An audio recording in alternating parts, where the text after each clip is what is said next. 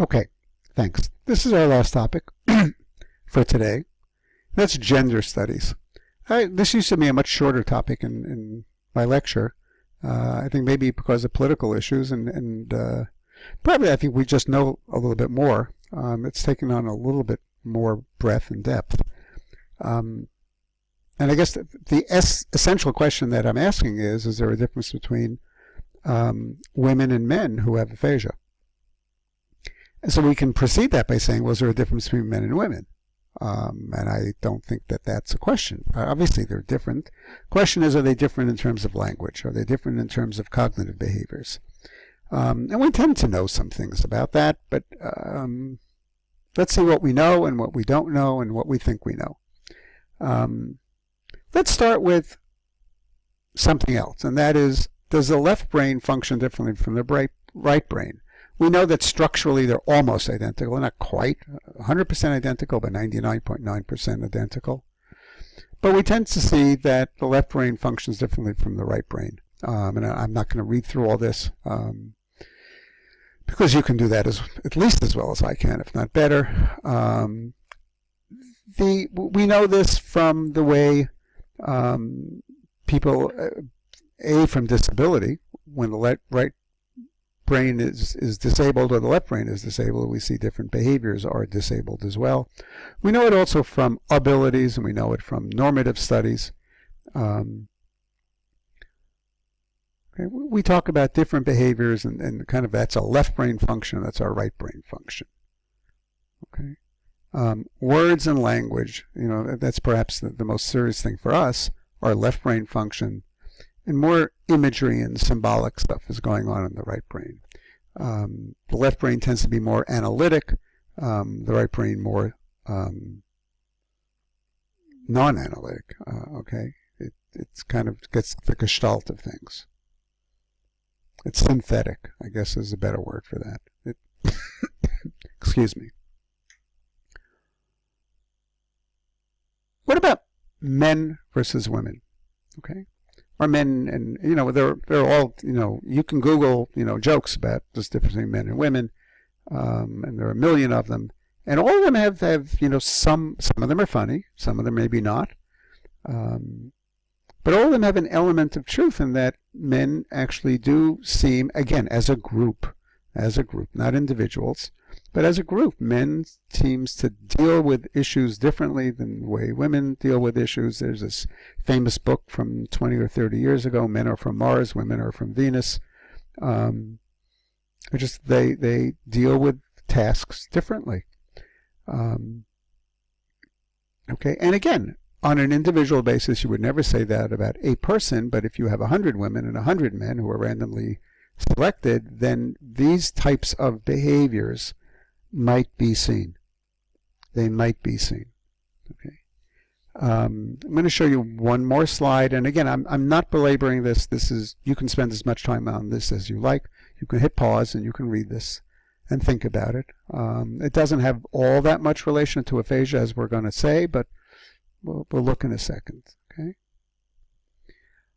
This is not my slide. I actually lifted this. There seems to be, again, some organic difference between males and females and how they deal with tasks. Okay. This one is really particularly of interest, and that is that brain damage such as strokes that only affect one side of the brain, and that's typically most often what we see, seem to cause more profound damage to men than women. That means, for example, men who suffer strokes may suffer more speech damage than women. That would tell you that language is more specifically located on the left side of the brain for men, and women are more likely to have some bilateral representation of language on the right side as well. So that if they have the same stroke on the same side of the brain, the women will have some language function from the unimpaired side, men won't. Okay, and that's what this slide in general is kind of telling us. Okay, so now let me just, whoops, didn't want to do that. Let me just kind of summarize this and say this. historically, at least in the 20th century, and certainly the last half of the 20th century, much of the information that we have about aphasia came out of Veterans Administration hospitals, which always had lots and lots of speech pathologists who were well trained and had lots and lots of patients who had strokes who had aphasia. And they had funding to do the research and to do the therapy. And so the studies were based on men because most veterans are men. Not that women do not serve, but most people who serve are men, not women.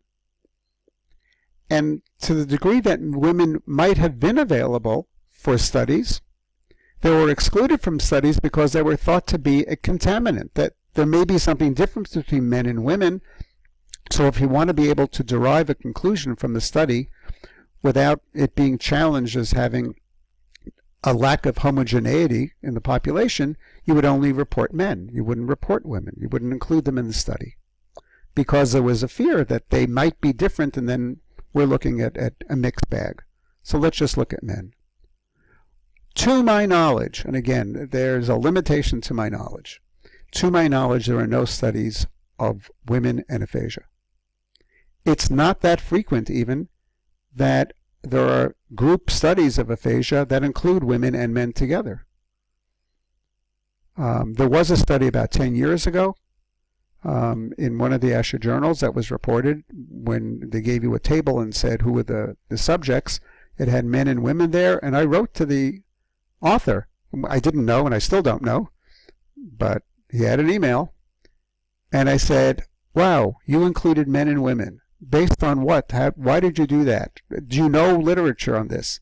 And he wrote back, he says, no, I just did it because I don't know any literature that says they're different, but I certainly don't know any literature that says they're not different.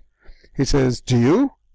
And so we both lamented and said, no, there just is no literature. So I think if you're looking for a master's thesis or a doctoral dissertation and you want to do something that probably politically would be very popular today, and that is to do a study comparing identical groups of phasic patients, if you could possibly do that, that's a whole other problem, but have two groups, and one of them men and one of them women, and seeing if they're any different.